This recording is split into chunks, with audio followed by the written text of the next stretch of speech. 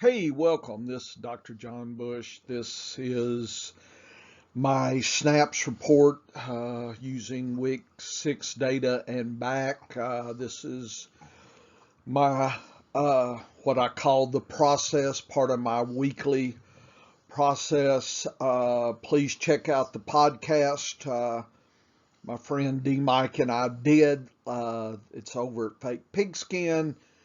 Please see this article. I'll have the static figures as well for you to consider and think about. Hopefully it helps. This is kind of a tough week given all the buys and everything, but it'll be okay. I'm gonna try to, at least help you out. It might be, and I talk about this in the podcast, maybe you should look week 8, 9 kind of up a little bit. Maybe there's some things you can do for those weeks to, help out. It may be a little late here in week 7, but anyway, I'm going to go through the snaps and kind of what I see in the metrics and give my view and take on these kind of things. Thanks for listening, those few that do. Hopefully you're getting an edge. I hope. Okay, continue. Uh, so what we have here is just a landscape at the team level of the team, the average of team snaps over the last 6 weeks. The rate of snaps per second, I calculate the time of possession, including overtime, figure out the team snaps, and generate a rate called snaps per second. It's SPS there, snap rate, something like that. I sorted here by average of team snaps, so these teams are producing more snappage, and I think the rate is a little bit more telling. But anyway, I colorized the team names from the top to the bottom. And again, to me, I like to follow and look at the extremes on either side. So the uh, teams Dallas, Minnesota, Tennessee, Buffalo, Atlanta, KC, Carolina, Tampa Bay are the high in snaps, not necessarily the high in rate. And then the bottoms are Green Bay, the Rams, Houston, the Jets, Cincinnati, Chicago, New Orleans, and Seattle. Uh, there are, levels of success here that can be found in all groups, but it helps you at least figure out, I think, the capacity these teams have for generating plays and whatnot. And to me, the rate is really better here. Also did a scale to the league average. To me, this gives us a better view. Are teams above or below average? And so I have scaled TS, team snaps, and scaled snap rates here. The blue are the fastest teams.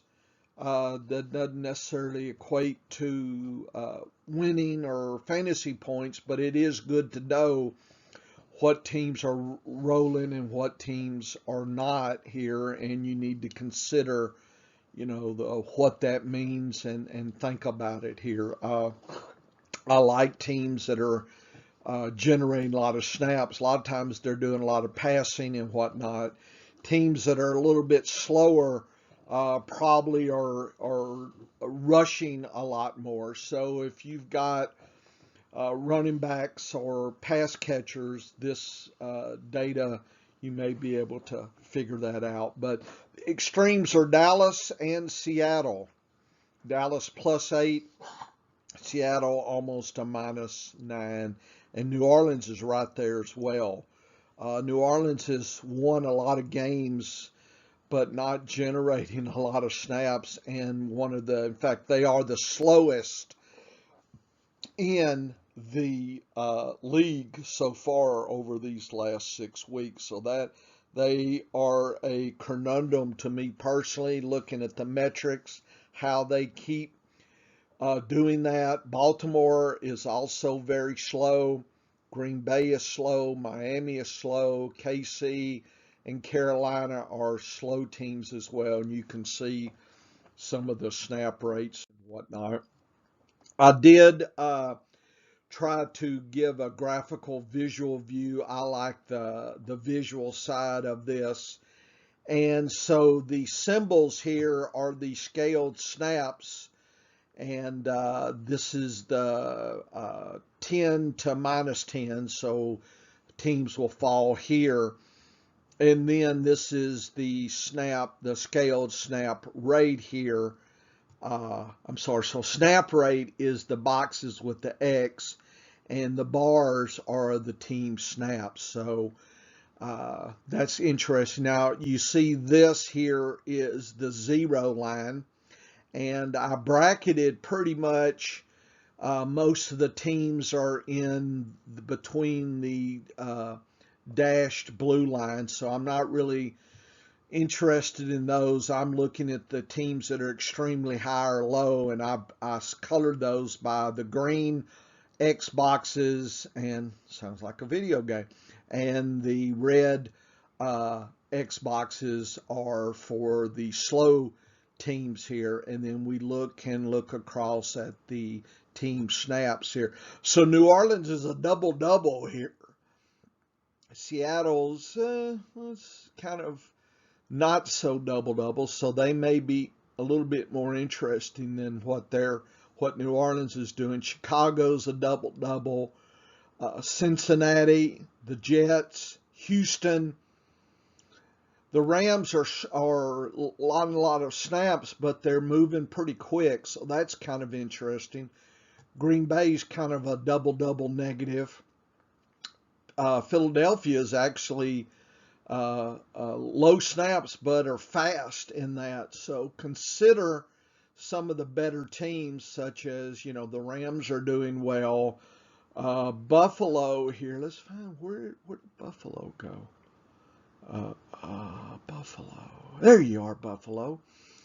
So Buffalo, lots of snaps and pretty much near average on the speed. So they're able to do pretty good. Atlanta is doing a lot of snaps, so people would kind of writ them off, but they're, it's not bad for a team.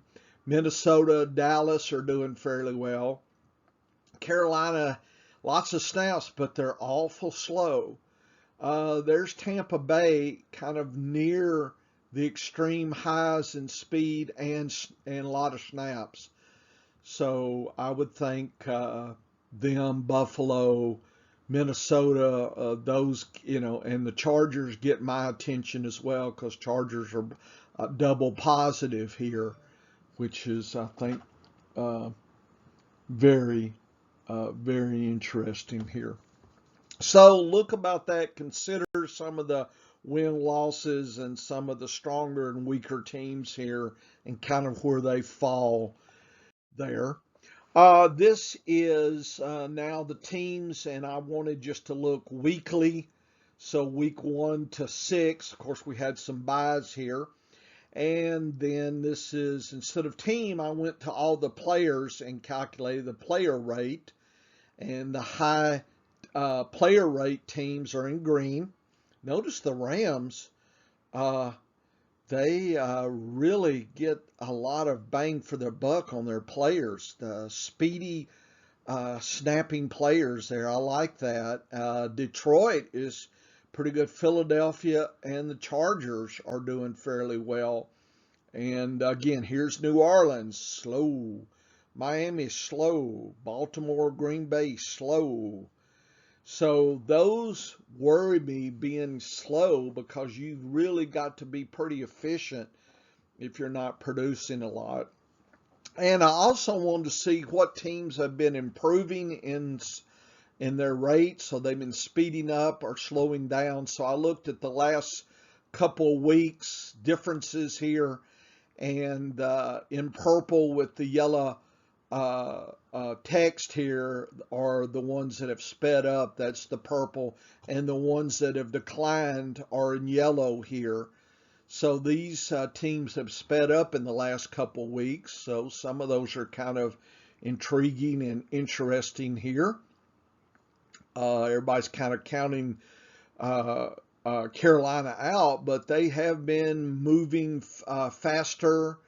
And I think once if McCaffrey could come back after a couple weeks, they may make a late run here. They could surprise. They have a pretty good defense as well. The Rams have been slowing down, so that is a little bit of a concern, and we need to monitor that. The Rams, Tampa Bay has really been slowing down as well. So we'll monitor that to see if that's affecting things. And then the ones that don't have a colorized name, that's just kind of in the average. So I really just marked out the extremes and the differences. So teams speeding up, that intrigues me, especially the pass catchers on those teams versus the running backs on these teams here, because they're slowing down. So that does get my attention a little bit. Baltimore's been using their running backs more here, and they've also, kind of associated with slowing down. Aaron Jones with Green Bay. The Jets have been using their running backs more, and of course the Rams have been. I mean, the Rams are balanced. They're fast on their players' snap rates, but they have declined in the last couple of weeks. So just kind of let's monitor the Rams here. They, looking at some of the better teams. And Tampa Bay has slowed down, but they're, taking care of business. So you got to be pretty efficient if you're slowing down and still getting the job done. So I'll just show you the visualization of the highs and the lows here, just to help you remember this. For pass catching, I'm kind of liking some of these players in here. And for running backs, I'm kind of tending to like these players over here. So that's just kind of my overall tendency. It's not written. Let's just say if it was apparent and written in stone, everybody would be doing it. But I think the trends and moving, it's kind of going to fall, but be below a lot of the radar of many of the pundits out there. And that's good for us. Knowledge that is rare tends to be more valuable. So now I turn to the team and position level. So notice we started at the team level. Now we're walking down into the position. So my process has always been starting top down. And the reason is, for me personally, and I suspect others, if I start at the player and bottom up, I think I lose the team significance and focus too much on the players too early in my consideration for the week. So I actually like to do it the other way around, because by the time I get to the players, I've kind of in my head started thinking, okay, this team has been doing this, and this is their distribution on their positions, and these kind of things. I think it's just helpful for me. Now, the bad news on all these metrics is you're locked in on what you can do. If you're in a league, you can't trade, and the waiver wire can be thin on weeks. And I believe in my classroom preseason, I had 100 lessons.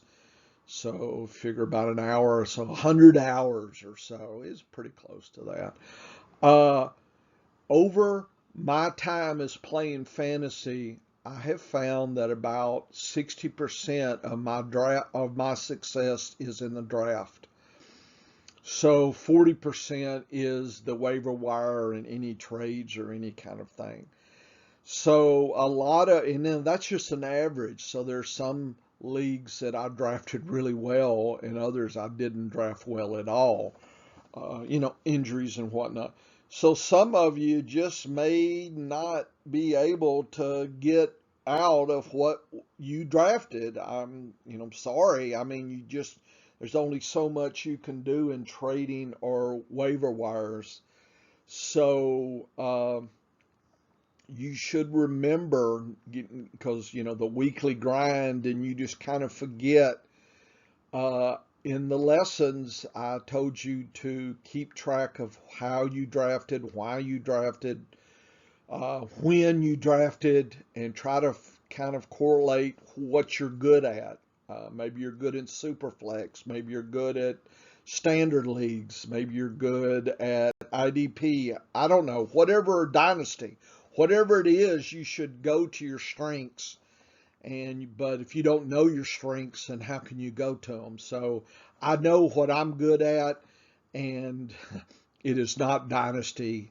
I don't play a lot of super flex. I'm just traditional redraft, kind of ho-hum PPR leagues, and that's what I've played the most and have had my most success in terms of making money, which that's how I measure success. I could care less about funny trophies or, making people wear funny hats or march around at Waffle House. Slide me that jack.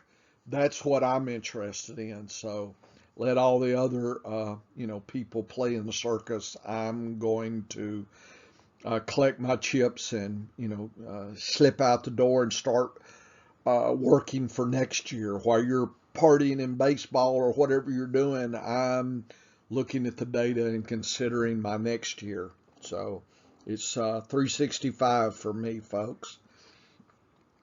So let's begin each team.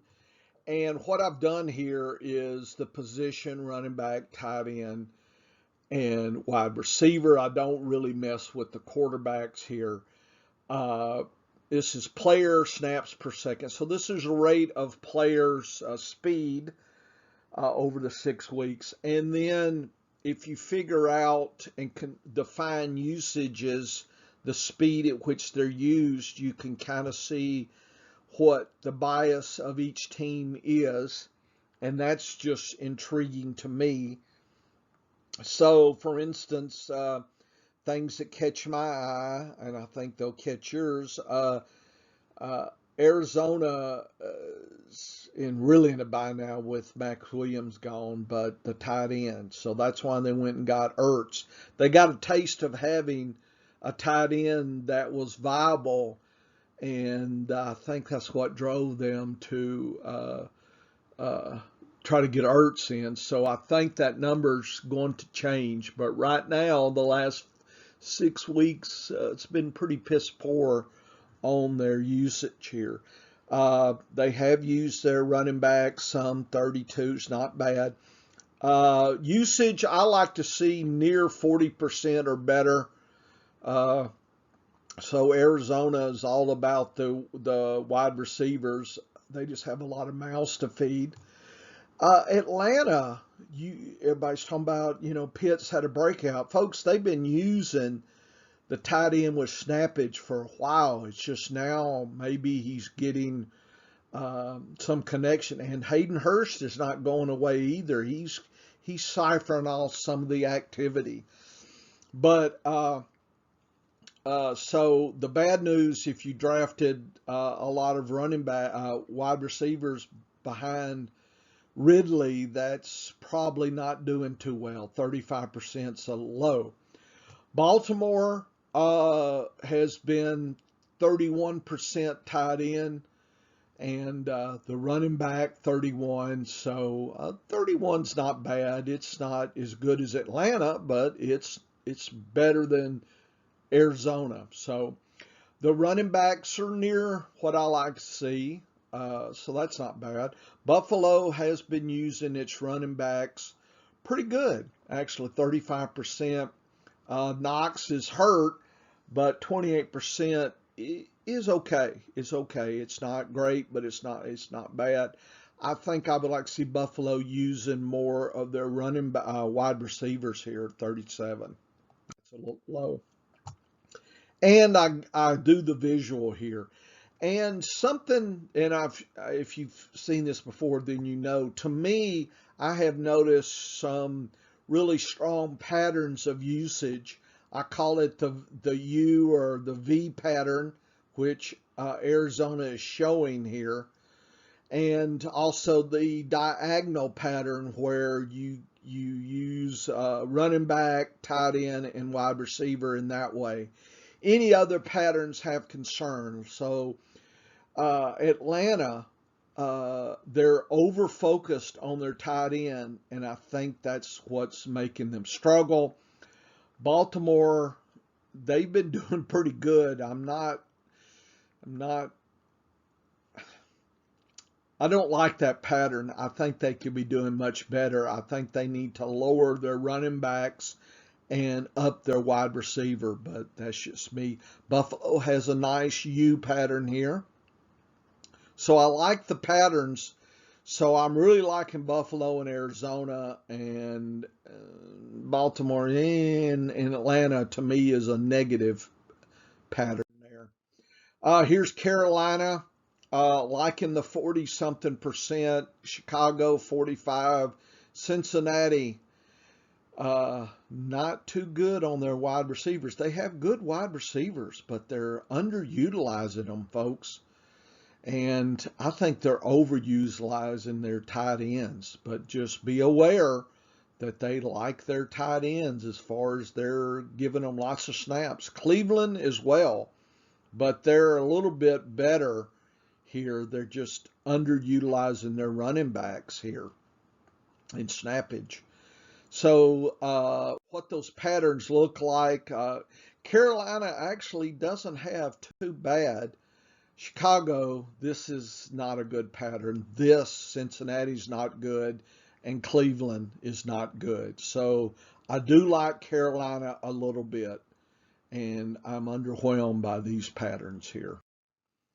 Dallas, they need to up this to close to 40. Dalton Schultz, they've been using it in Ezekiel. So Ezekiel's had to pay a little bit of the price there. Denver, I would have thought 32 with Fant would have been higher. And they've been a little low on the wide receivers here. So, and they've been using their running backs a lot. So I'm not sure. I bet, if we look at that, that's not going to be a solid pattern that I'm looking for. Detroit is certainly having an issue here. And yeah, Green Bay as well. So if you look at the patterns here, Dallas kind of is mimicking a diagonal, but it's not what I'm liking. A little bit there. Definitely Detroit's having a problem, and Green Bay. I don't think Green Bay's going to do as strong as people think they are. Definitely do not like Detroit at all and how they've been utilizing their positions. Houston is kind of wacky on their running back, but I think they have an interesting pattern. I think you'll see that. And Indianapolis, we'll see. I mean, 28%, they need to get that above the tight end. And I think they're underutilizing here and overutilizing there. Jacksonville actually doesn't have too bad. I think that's going to be a good U pattern. And KC kind of has a diagonal pattern to it. Houston needs to go down a little bit on their tight ends, up a little bit, but that's not bad. This is Indianapolis, not bad. Jacksonville's not bad, and KC. So these are teams that I think are intriguing to me, just kind of how they've been used in the first 6 weeks. Obviously, we'll monitor this as we go here, but I'm not disappointed in what I'm seeing here, even for Houston. A little bit too high on the tight ends, but not so bad. The Chargers probably look pretty good. The Rams, I think they're underutilizing their wide receivers, folks, and a little too much tight end. I think they need to up their running game a little bit. Uh, Rams have definitely an issue, kind of like Atlanta and Detroit. That's bad when the tight end's the best. That's warning here. Uh, Miami could be better. So kind of diagonal, but I usually like a little more wide receiver. But the Chargers kind of are okay. The Rams kind of okay. This is a negative here. And Miami actually has kind of a nice diagonal pattern. But the Rams, I think, are a train wreck. Minnesota probably need to up with Dalvin. I know he's been sick, but 26% is not good enough. New England, you've got problems. This is not good here. This whole distribution is sad. New Orleans needs to adjust its show as well. They need to use Kamara more. I don't know what's going on. They need to cut this and add it to these two here. The Giants as well. I know Barkley's been hurt, but this is not a strong pattern here. This is okay, Minnesota. This is poor. This is poor. This is almost, yeah, I'm not liking that for New Orleans. Uh, the Jets are overutilizing tight ends and not their running back, so they need to shift. Philly this is not good news here for Philly. And Pittsburgh, not enamored by that. Seattle has bad issues here. 18%, that is sad crackers right there. They're going to have a sad season right here, just seeing how that goes here. That looks okay. No, that doesn't look okay. That doesn't look okay. This looks really not sad right here. The Jets, actually, believe it or not, is going in the right direction. Not saying they're there yet.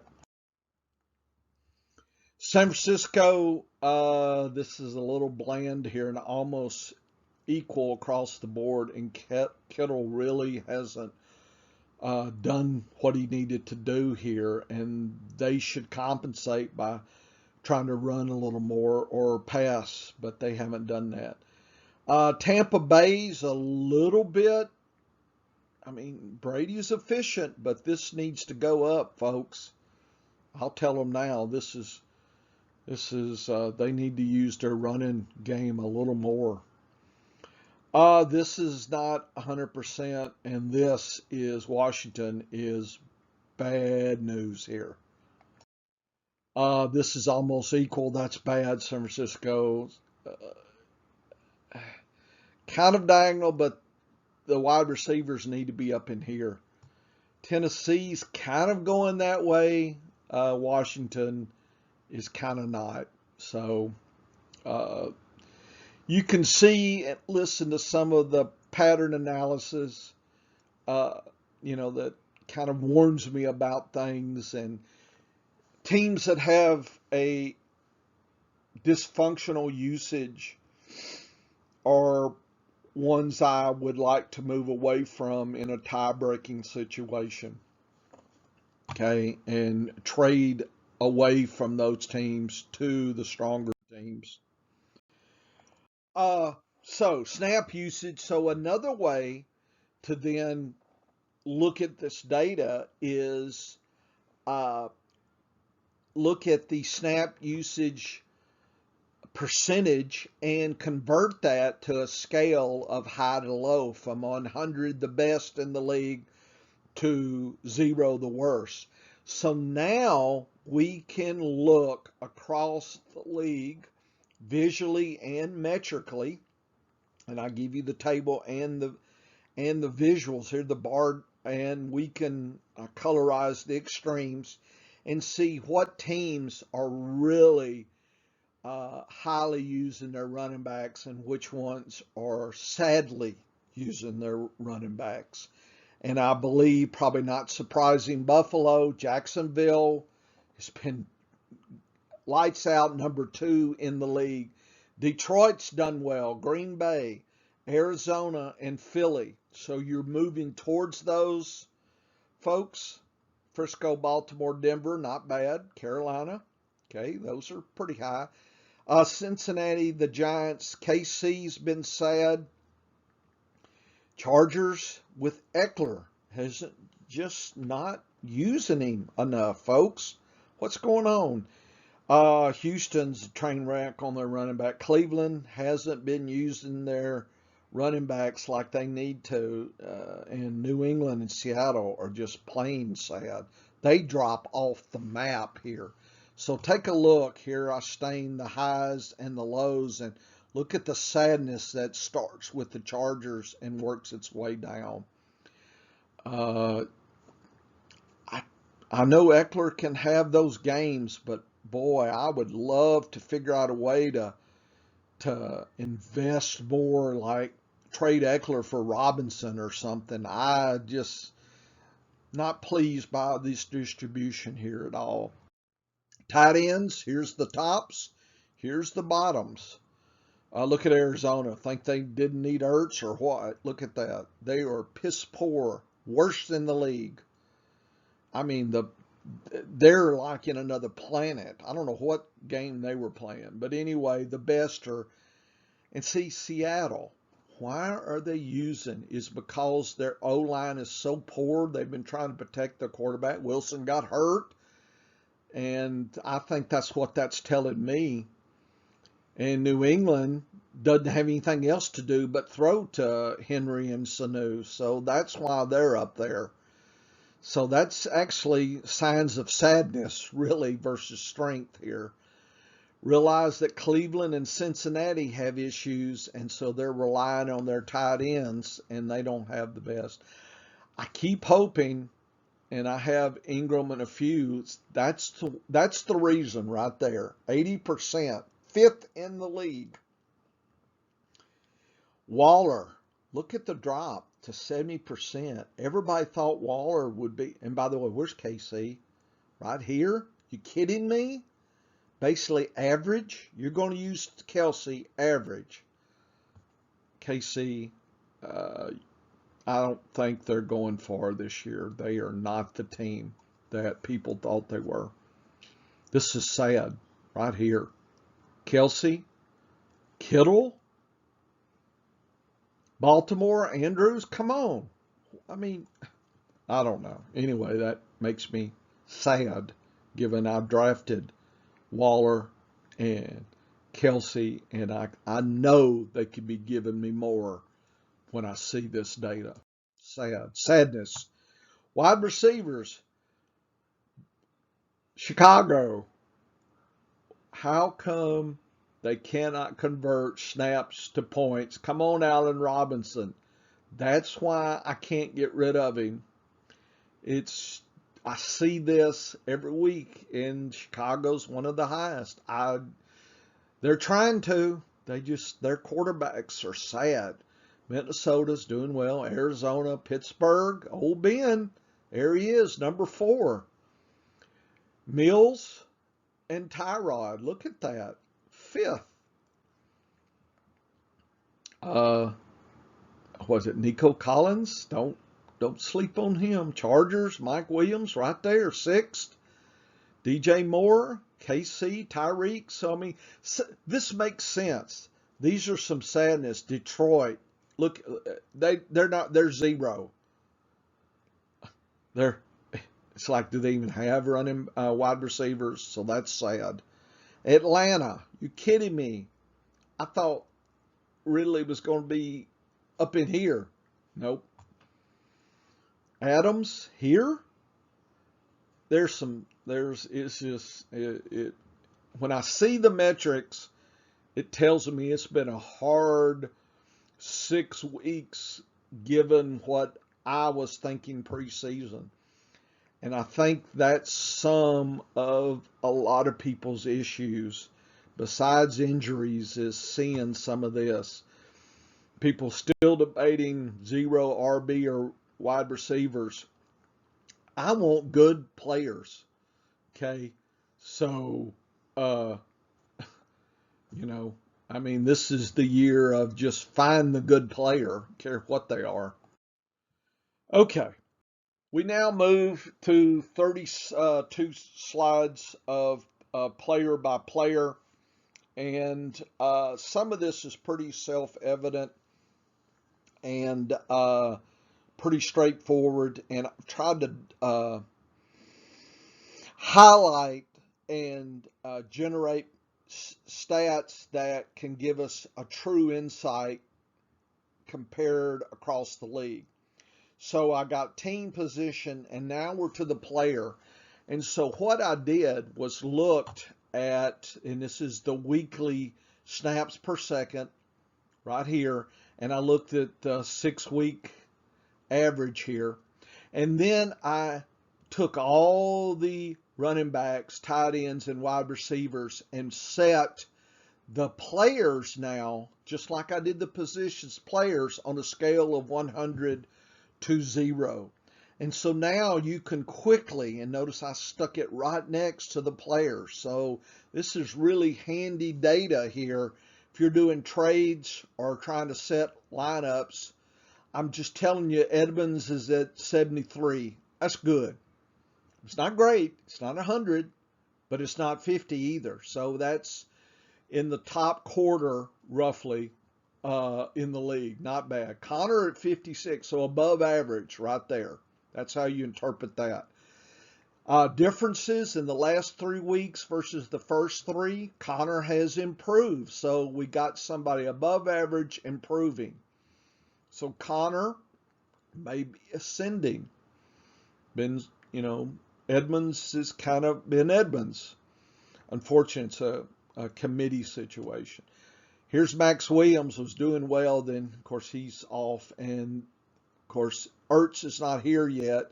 So he'll arrive here. So I'm not sure we should pay much attention to this. Hopkins and Green. Look at that.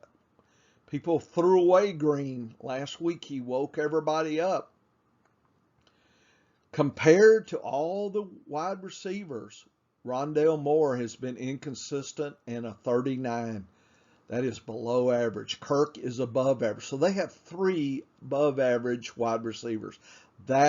And with Moore, he's actually been improving. Look, almost all of them have been improving. So they were highly been used these last 3-4 weeks. So Moore's coming on, folks, but he's not going to jump these folks, but he's going to have his weeks. But then that makes it hard for us to pick who to put. Hopkins, and to me, Green is almost an every every down, every week play. I know people, well, I'm just looking at the snaps data. You can look at other data. Mike Davis has not been doing bad. Correll Patterson has been above average as well. Both have declined, though, so that's sad. Everybody was concerned about Gallman. Gallman's sad, but he has improved, but still sad. Pitts, clearly he's in the 86, so he is in the top 14% in the league. Not bad, Pitts, and he's probably, if you're a dynasty, he's everything people think he's going to be. But look at Hurst. That's what's cutting this number down, actually. Hurst is still giving you 61, and he's a streamer. Don't forget about this. If you're worried, he could luck into something. Okay, but they've all declined. Ridley at 93, folks. Just put the score together. Engage and Zacharias are right here at 60. So that's not bad. Okay.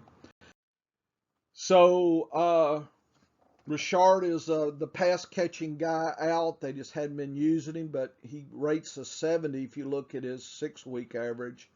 Williams, they finally stopped using him. He was used well, but look at that. Heavily declined. Murray's kind of picking up a little bit, so is Bell. It's still confusing to me. Murray, Bell, Freeman, who's who? Andrews had his worst week last week, folks. Even though, did he score? He may have. He's still a 74, not bad. Watkins and Brown and Bateman jumped all the way up to average, which is probably the first week back of an injury. Probably not bad. But all that's going to do is muddy this water here.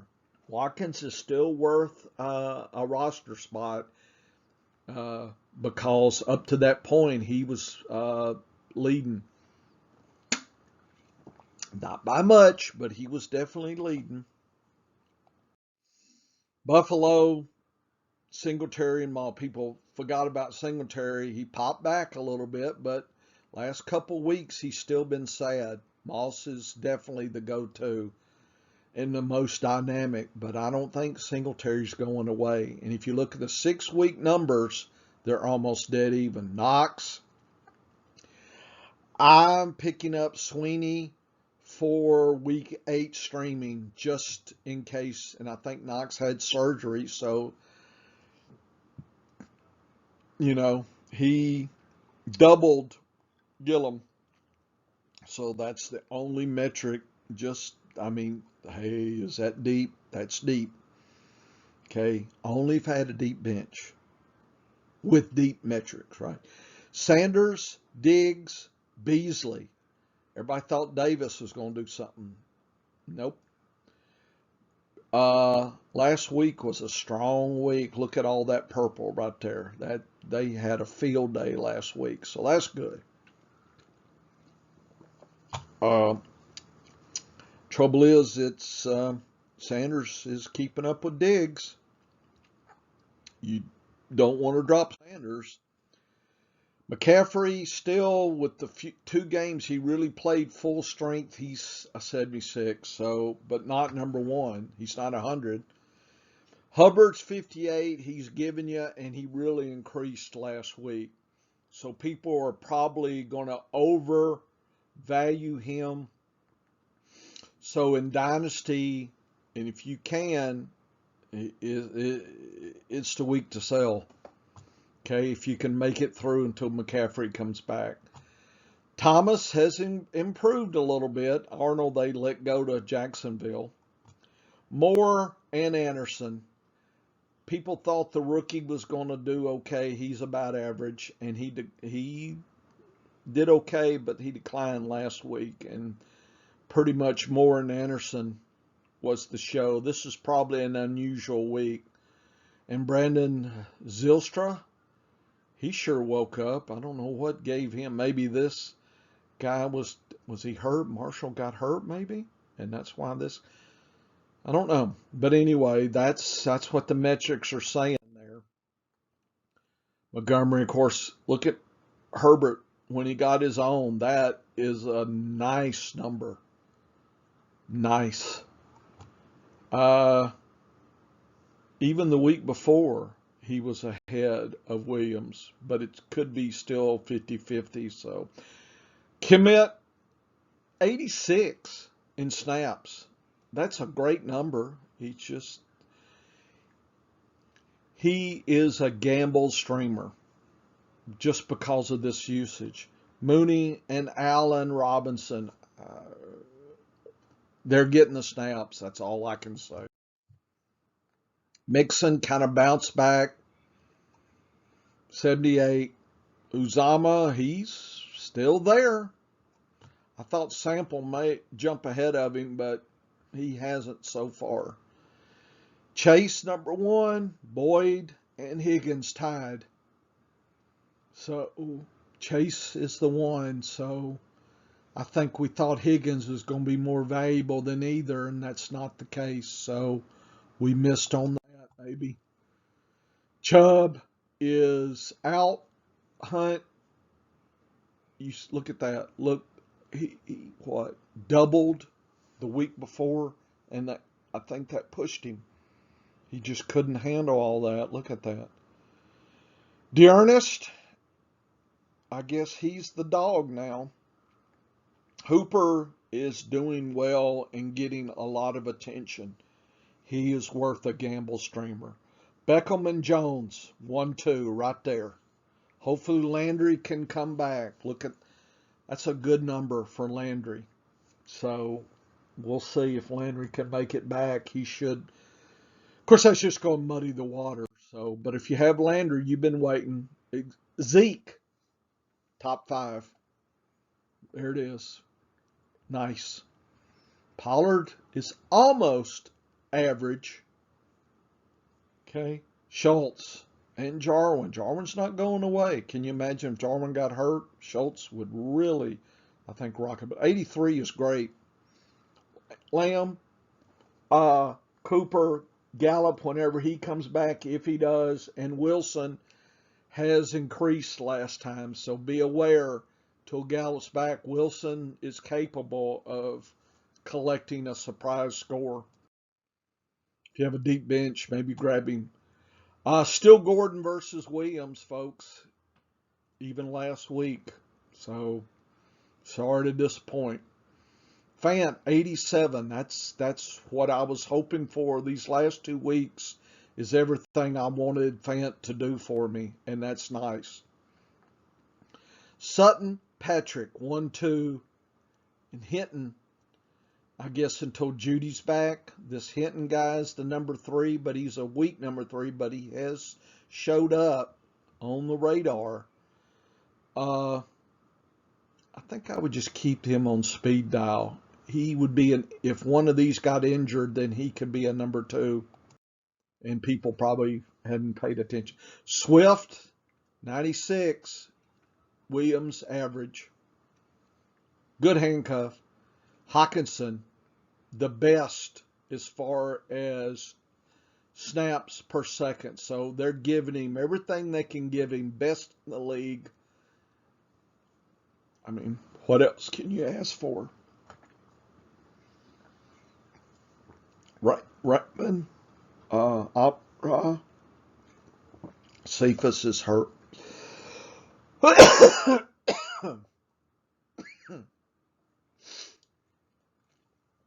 guess Hodge is number 3, but boy, they used him almost the same.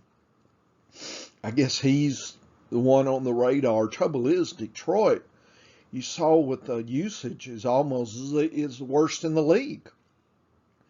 So the number 3 on the worst in the league.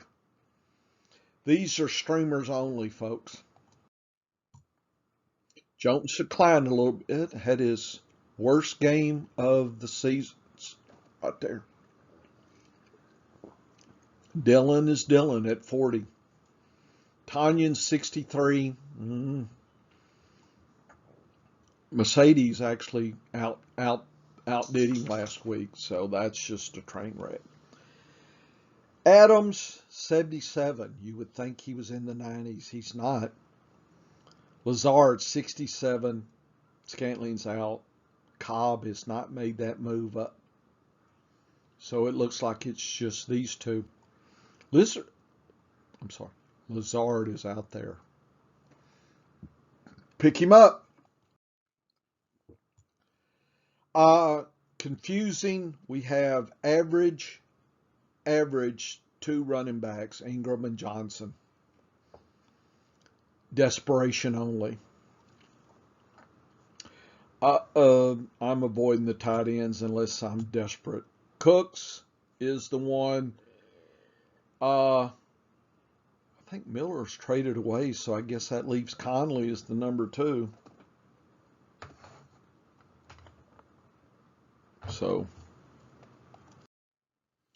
Taylor, doing good, but he's still at 66 because he's had some down times. Hines had a sad worst week. I just don't know what to do. Hines is now for me just a handcuff only, and a weak one at that. He has very little value. Mo Alley Cox, even though Doyle's more uh, snaps, he's been scoring. Pittman and Pascal. I think Campbell's out, so and Hinton's coming in, so it's probably going to be a throughway show here. I'm picking up Hilton. Robinson, 108, so he broke the meter, folks. Everybody was, I know there was, he was going to have competition. Well, here it is. Hyde's the handcuff only, and I'd only have him if I had Robinson. That'd be it. And who knows who would be the real handcuff. Arnold's been picking it up, but notice 63 is still not where we need to be. Jones and Chenault. Jones is the one to have. I did see Agnew last 2 weeks has woke up, folks. Don't sleep on him. He's a good 3. Solaire's out. Williams did well. Nice. Just don't know if he can keep that up. McKinnon's still back there as the handcuff. Kelsey, he's getting everything he can get. Tyreek at 80. That's low for him. Robinson, Nicole are tied right here, but this is a muddled situation. Tyreek should be in the 90s. Not. So that's in. Had his worst week actually last week. That's not good. Eckler has been, a 95, but just not putting it together. Notice Kelly is sitting out there. I guess until some of these get back, Kelly's the new handcuff. I guess if I had Eckler, I'd want to get Kelly. Cook, still there at 77. Anything above 75 gets my attention for tight end. Keenan Allen, 96. I know Williams, but he got hurt, and so he's at 76. And Guyton is just an injury handcuff. He has not been turning his snaps into points. Henderson doing well. Michelle is a sad handcuff. Higbee's all about the Higbee there, 96. Woods and Cup, and then Jefferson's the number 3, and he'll be nothing more than number 3 unless one of these is injured. Probably worth having him if you've got one of these just to make sure you've got an injury handcuff. Jacobs, notice Drake. Drake scored well with what he did, but look at this number. Be aware, Drake may not be what you think he is. Okay? Even Jacobs at a 71. So Drake said average. Don't spend more than what you would for an average weekly play. Okay? Waller at 97. He's getting the snaps, just not putting it together. Edwards, Ruggs, Renfro, kind of these two, it's kind of muddled into 1, 2, 3 kind of situation. Everybody's declined except for Renfro. These are below 75, so it's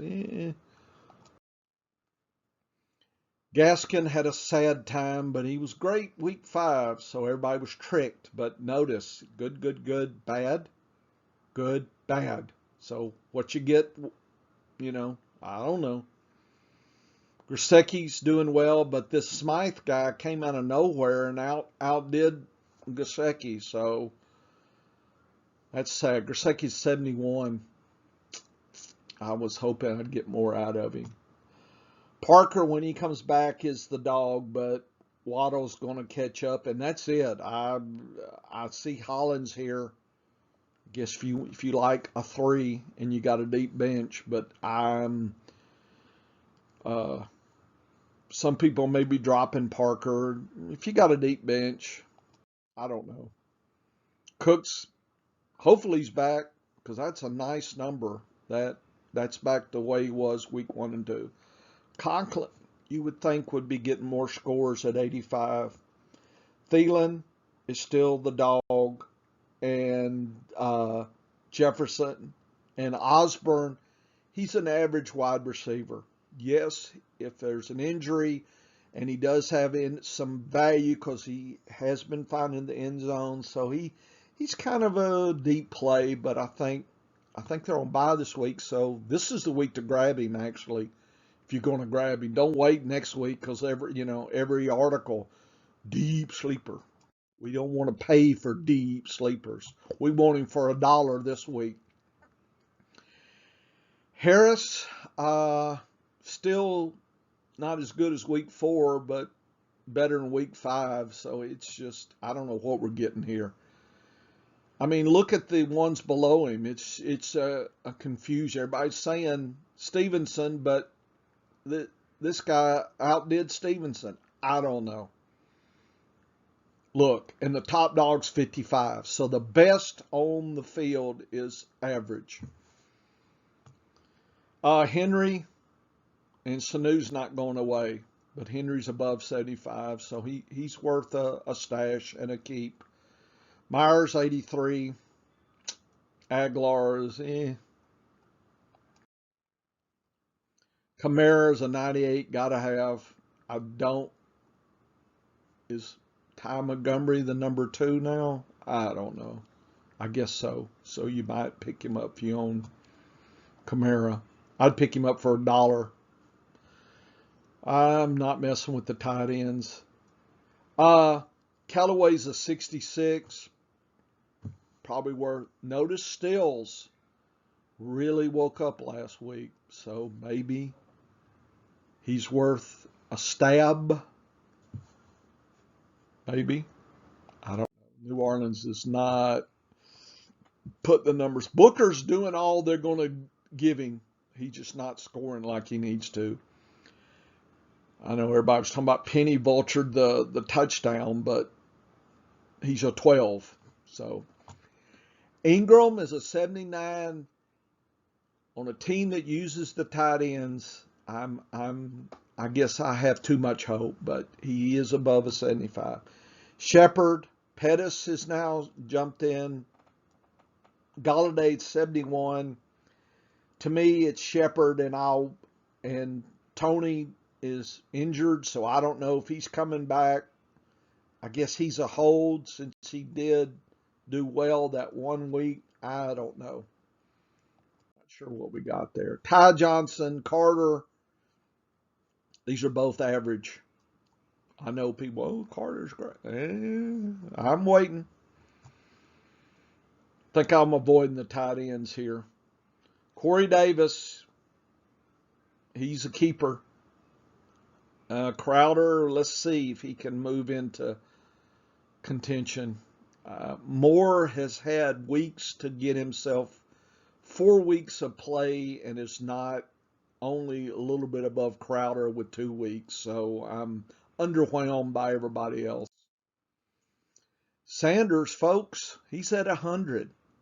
Can crack on him all you want. I guess Gainwell's still, but Gainwell is 44, so he's not even above average.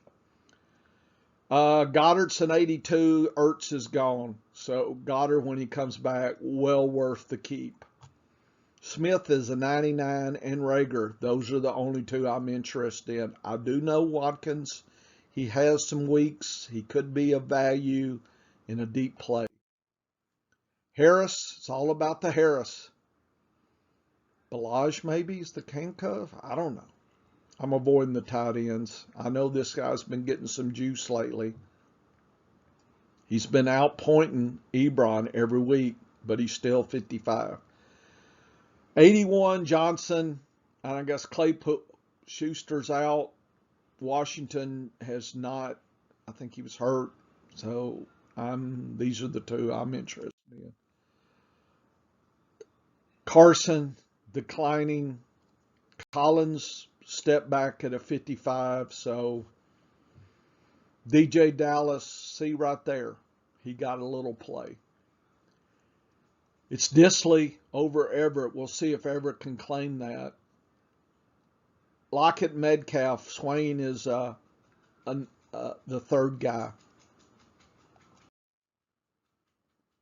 Frisco, it's Mitchell, folks. Kittle, let's just hope he comes back. I guess Dwelly has value since he's getting a lot of attention. Samuel, Ayuk. Debo's the only one I'd want to play. I mean, 63 is eh. Fournette, 82 all day long, even though he has declined. Well, this was an amazing week. This is more him. Rob at 96, if he can ever come back. Evans and Godwin, 1-2. Everybody talking about Brown, but Brown he's average. I know that 1-2, but as far as snaps per second, Henry, what can I say? He's a 93 snaps per second. Swain, I think I'm passing on all these.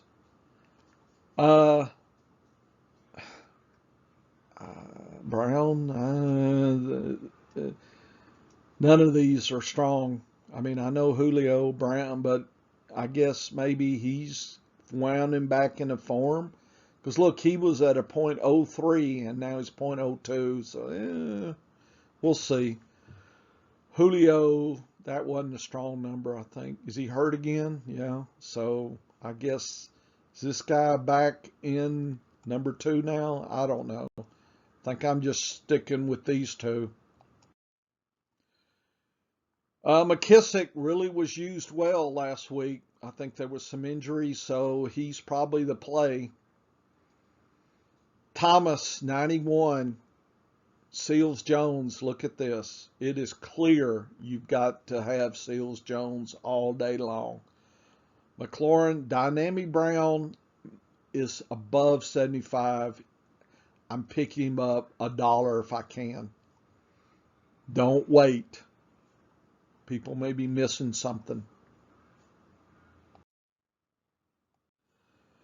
Okay, last few slides here. So what I did was took the players that were have increased in the last couple weeks versus declined by position. So people like Herbert, Collins, Booker, Jacobs, Hubbard, Moss, Kelly. Folks, Kelly at, what is that, 7th or 8th? Just be aware.